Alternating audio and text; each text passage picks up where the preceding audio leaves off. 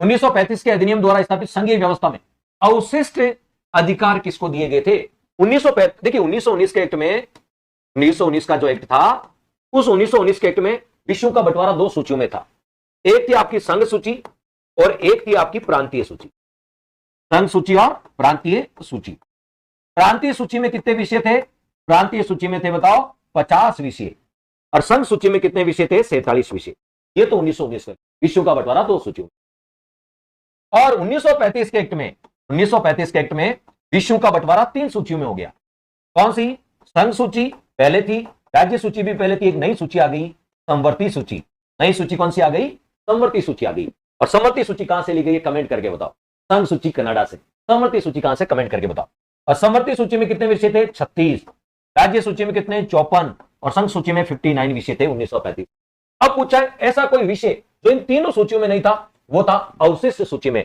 और अवशिष्ट सूची उस समय गवर्नर जनरल के पास थी। किसके पास थी? सी। जिन्होंने बताया उनका आंसर बिल्कुल। नीट का एमसीक्यू बैच चल रहा है हमारा, नीट का एमसीक्यू बैच चल रहा है। तो बताओ गवर्नर जनरल इसका करेक्ट आंसर है।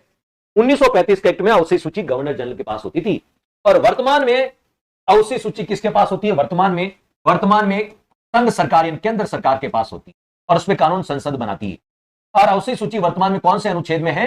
ये एग्जाम में कई बार पूछा गया है। 348 में। बताओ 300 आप सोचिए 248 में। तो अवशिष्ट सूची किसमें? 248 में। कहां से ली गई है? कनाडा से ली गई है। और इसमें वर्तमान में कानून संसद बनाती है, और पहले गवर्नर जनरल बनाता था। क्लियर। अब यदि आपसे कोई पूछे, बिल्कुल संवर्ती सूची ऑस्ट्रेलिया से ली गई है। और संघ सूची, राज्य सूची और संवर्ती सूची, इन तीनों सूचियों का उल्लेख किस अनुच्छेद में? वो बताओ भाई। अवशिष्ट सूची तो कनाडा से ली गई है अनुच्छेद 248 में, लेकिन संघ सूची, राज्य सूची और संवर्ती सूची, ये तीनों सूचियां किस अनुच्छेद में है? बताओ। देखिए ये तीनों सूचियां किसमें है? तो ये है आपका बिल्कुल करेक्ट आंसर है अनुच्छेद 246 में। ये तीनों सूचियां अनुच्छेद 246। और वैसे अनुसूची कौन सी है? 7 शक्तियों का पृथक्करण मोंटेस्क्यू ने सिद्धांत दिया था, अनुसूची 7 और अनुच्छेद 246। क्लियर?